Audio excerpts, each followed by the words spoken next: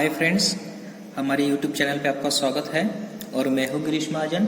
और आज का हमारा टॉपिक है understanding quadrilateral class 8 exercise number 3.4 question number first, state true और फॉल्स।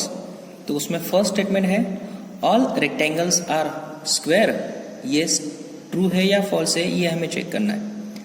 तो देखो, अगर रेक्टेंगल्स हमने निकाला तो ये हमारा रेक्टेंगल है, तो ये रेक्टेंगल स्क्वायर है क्या? तो रेक्टेंगल में क्या होते हैं, अपोजिट साइड्स क्या होते हैं, इक्वल होते हैं। लेकिन ऑल साइड्स इक्वल होते हैं क्या? नहीं, स्क्वायर में ऑल साइड्स इक्वल होते हैं। So therefore this statement is false. So therefore this statement is false. Now second statement is all rhombuses are parallelogram। तो जितने भी rhombuses है वो पैरेललोग्राम है क्या, वो हमें चेक करना है। तो पहले हमें क्या दिया है, rhombus, और ये सेकंडली पैरेललोग्राम। ठीक है, तो हमें सेकंड से चेक करना होता है। तो सेकंड में पैरेललोग्राम में कौन से प्रॉपर्टीज होती है? पैरेललोग्राम में प्रॉपर्टीज होती है opposites sides are equal and parallel. तो ये प्रॉपर्टी रोम्बस में होती है क्या? यस। तो रोम्बस में क्या होता है, उसके अपोजिट साइड्स क्या होते हैं, इक्वल और पैरेलल होते हैं। तो इसमें जो प्रॉपर्टीज है, जितने भी प्रॉपर्टीज है, उतनी सारी प्रॉपर्टीज रोम्बस में है क्या? तो yes. So therefore all rhombus are parallelogram. So this statement is true statement. Okay, so now come to the next statement. Statement number third, all squares are rhombus। जितने भी squares है उतने rhombus है क्या? एंड जितने भी rectangles है उतने square है क्या, वो हमें चेक करना है। ठीक है, तो पहले हम rhombus देखेंगे। rhombus की प्रॉपर्टीज क्या है? rhombus की प्रॉपर्टीज क्या है? all sides are equal। उसकी जितने भी साइड्स है रोम्बस की वो इक्वल होनी चाहिए। तो स्क्वायर में ऑल साइड्स इक्वल होती है। ठीक है, और अपोजिट साइड्स क्या होती है रोम्बस की? पैरेलल होती है, मीन्स ये पैरेललोग्राम चाहिए। तो स्क्वायर भी पैरेललोग्राम है। So therefore rhombus, so all squares are rhombus. ये ट्रू स्टेटमेंट है। ठीक है, जितने भी रोम्बस की प्रॉपर्टीज है वो स्क्वायर सेटिस्फाइज कर रहा है। So therefore this is true statement. और ऑल स्क्वायर्स आर रेक्टेंगल्स, तो ये अगर मैंने स्क्वायर बना लिया तो स्क्वायर में क्या है, जितने भी प्रॉपर्टीज है स्क्वायर की, ठीक है, तो वो रेक्टेंगल बन जाता है। क्योंकि रेक्टेंगल में क्या है, अपोजिट साइड्स क्या होने चाहिए, इक्वल एंड पैरेलल। तो देखो, रेक्टेंगल्स में opposite sides equal and parallel होते हैं और स्क्वायर में भी होते हैं। और डायगोनल्स इक्वल बाइसेक्ट होने चाहिए, तो इसमें भी बाइसेक्ट होते हैं। और एंगल्स 90 डिग्री के होने चाहिए, तो इसमें भी 90 डिग्री के होते हैं। So therefore all squares are rhombus and also rectangle. So this statement is true statement. Now come to the statement fourth. Statement fourth is all squares are not parallelogram. जितने भी स्क्वायर्स है उतने parallelogram नहीं है। तो suppose ये मैंने square बनाया, तो ये स्क्वायर पैरेललोग्राम है क्या? यस, क्योंकि स्क्वायर में क्या होता है, उसके opposite sides equal and parallel होते हैं, मीन्स ये पैरेललोग्राम होता है। तो यहाँ नॉट दिया है। So therefore this statement is false statement. तो ट्रू स्टेटमेंट क्या है, ऑल स्क्वायर्स आर पैरेललोग्राम। ठीक है। Question 5, all kite are rhombus.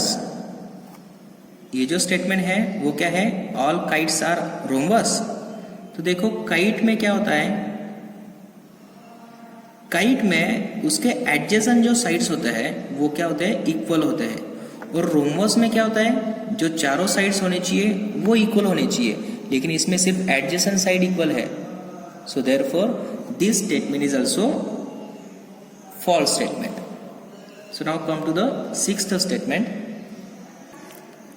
तो स्टेटमेंट है next, all rhombus are kite. जितने भी रोम्बस है उतने रोम्बस काइट्स है क्या, वो हमें बताना है। तो रोम्बस में क्या होता है, ऑल साइड्स आर इक्वल्स।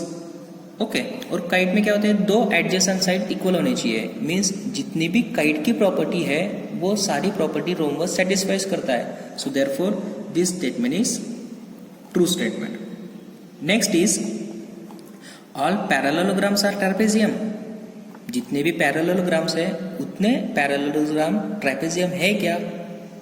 तो दिस इज ट्रू स्टेटमेंट. क्यों? क्योंकि ट्रेपेजियम में क्या होती है, one pair of opposite sides क्या होनी चाहिए, पैरेलल होनी चाहिए. One pair of opposite sides क्या होनी चाहिए, पैरेलल. लेकिन पैरेललोग्राम में क्या होता है, दोनों जो पेयर होते हैं अपोजिट साइड्स के वो पैरेलल होता है, मीन्स वन कंडीशन वो ऑटोमेटिकली सेटिस्फाइज करता है. So therefore this is true statement. Next is all squares are trapezium. जितने भी स्क्वायर है उतने ट्रेपेजियम है क्या? फिर से वही क्वेश्चन. ट्रेपेजियम में क्या है, one pair of opposite sides are parallel होनी चाहिए.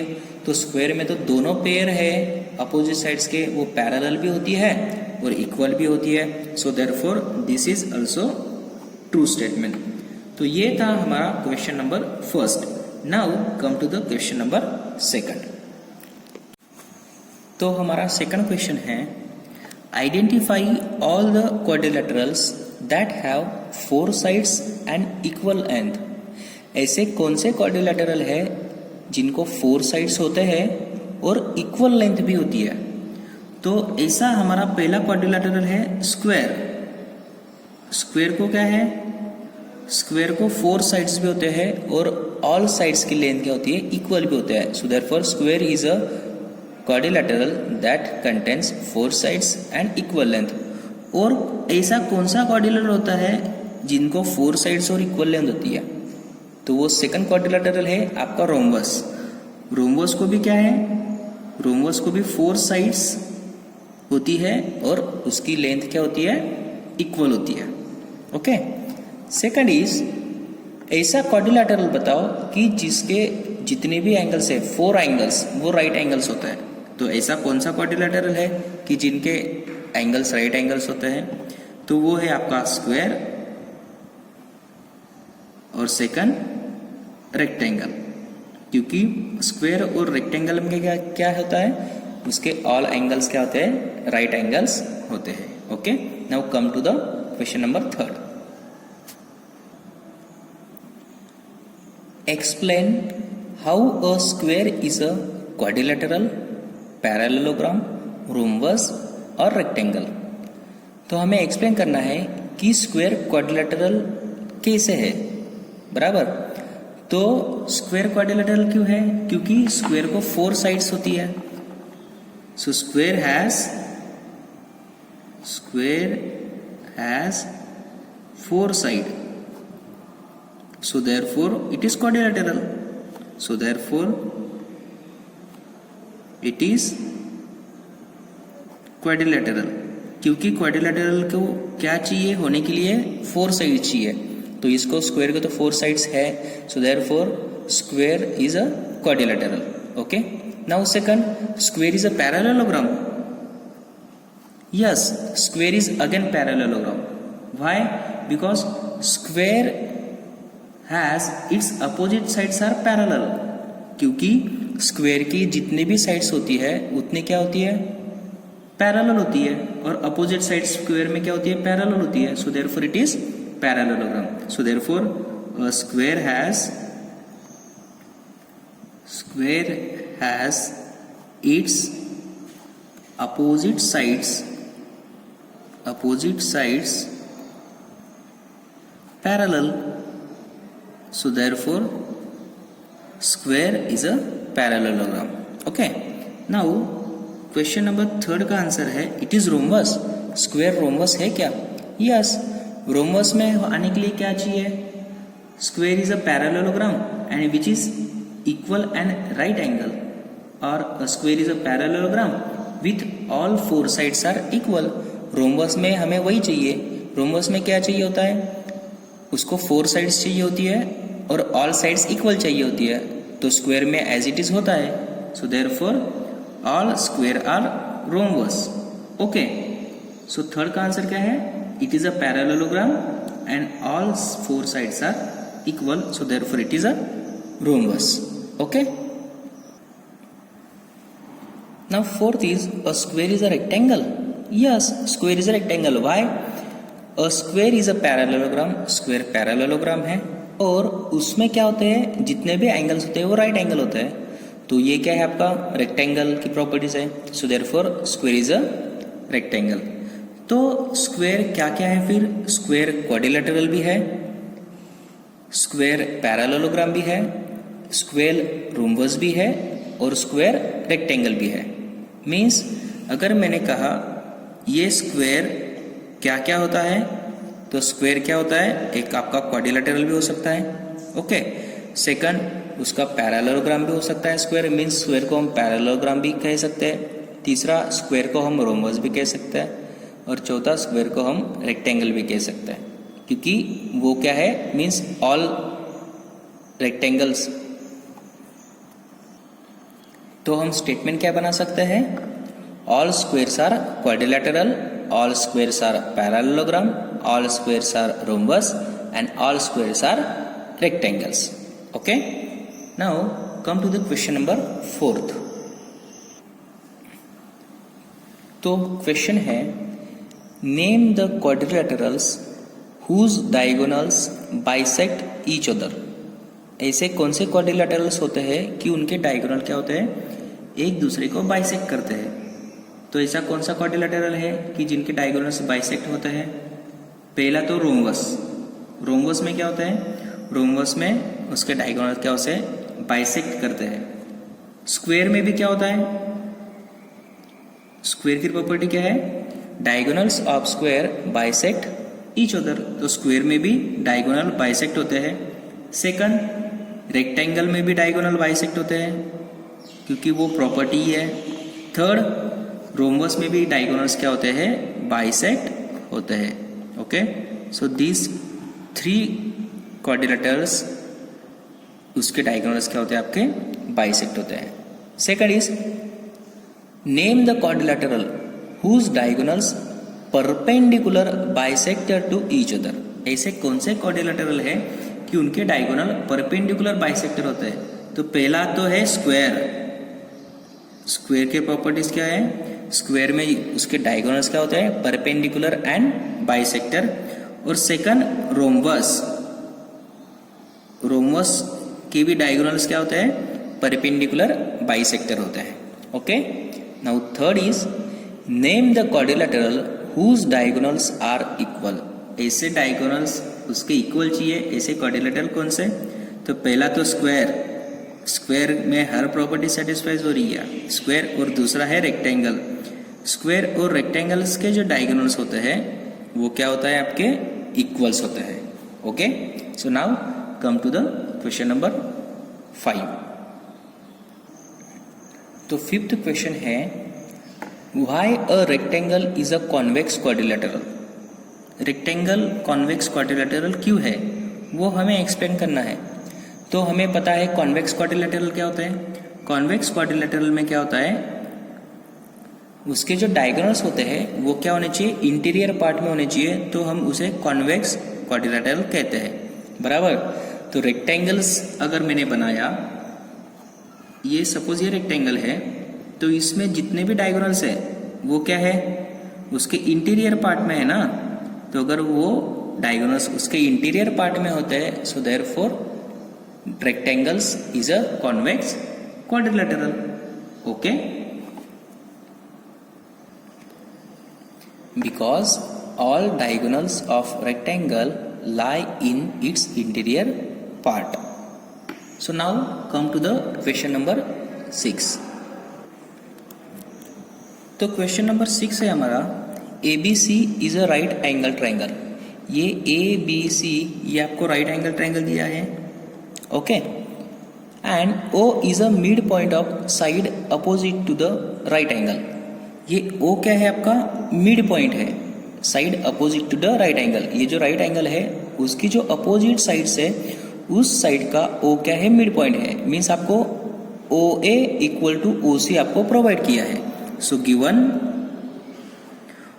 OA इक्वल टू OC ये आपको दिया है और आपको फाइंड क्या करना है, explain why O is a equidistance from point A, B and C. So ये जो ओ पॉइंट है वो पॉइंट ए, सी और बी से क्या है, इक्विडिस्टेंस है, ये आपको फाइंड करना है और ये आपको शो करना है।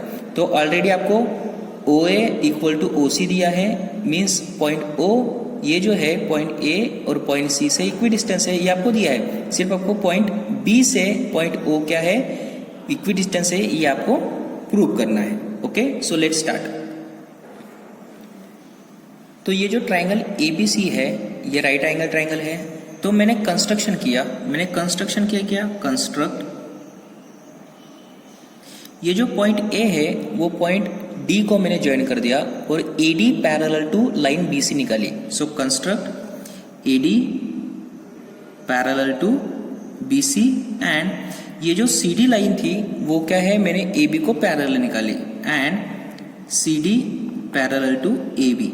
ठीक है, तो ये अगर मैंने कंस्ट्रक्शन किया तो ये एबीसीडी क्या होगा आपका, rectangle. So ABCD is a rectangle, so therefore ABCD is a rectangle. तो अगर एबीसीडी रेक्टेंगल हो गया तो जो डायगोनल्स होते हैं मैंने एसी और बीडी क्या कर लिया, गिवन कर लिया। तो ये अगर पैरेलल है, ये अगर लाइंस पैरेलल है, सो देयरफॉर तो रेक्टेंगल में क्या है, एबीसीडी अगर रेक्टेंगल है तो उसके डायगोनल्स क्या होते हैं, equal. So AC equal to BD, तो मुझे एसी इक्वल टू बीडी मिल गया। अगर मैंने so divide 1/2 on both sides और डिवाइड 2 ऑन बोथ साइड्स, मैंने 2 से उसको डिवाइड कर दिया। तो मैंने AC को, so therefore AC by 2 equal to BD by 2। Okay, so AC by अगर मैंने 2 कर दिया तो AC क्या है, OA का क्या है, डबल है, बराबर। तो अगर मैंने AC का हाफ बना दिया तो ये क्या मिल जाएगा मुझे, OA मिल जाएगा। तो AC का मुझे मिल गया OA, क्योंकि ये पॉइंट अगर 2 मीटर है तो ये यहाँ से लेके यहाँ तक डिस्टेंस 1 मीटर है, उसका हाफ है। ओके, और BD उसका हाफ क्या है, फिर OB है। ओके, क्योंकि ये अगर फुल है तो ये क्या है आपका हाफ। सो BD कितना हो जाएगा आपका, BD upon 2 is nothing but OB। तो मुझे ये स्टेटमेंट मिल गया OA इक्वल टू OB। ठीक है, सो ये जो डायग्राम है इसमें मुझे OA इक्वल टू OB मिल गया और हमें पता है OA और OC क्या है, आपको इक्वल दिया है क्योंकि ये गिवन है। So this is your first equation. Okay, so from first equation OA equal to OC equal to OB। तो ये अगर OA equal to OC equal to OB आ गया, so that is O point is a equidistance from point A, B and C. So it is proof। समझ में आया? So this is example number 6। ये example हमें class 10th में construction chapter में use होने वाला है। ठीक है, सो नाउ ये जो सेशन है वो हमारा यही खत्म होता है। सो नाउ जो हम नेक्स्ट क्वेश्चन देखेंगे, तो डियर फ्रेंड्स ये जो हमारा चैप्टर था अंडरस्टैंडिंग क्वाड्रिलेटरल वो यही खत्म होता है। तो नेक्स्ट वीडियो में हम नेक्स्ट चैप्टर लेके आएंगे। Okay, so thank you.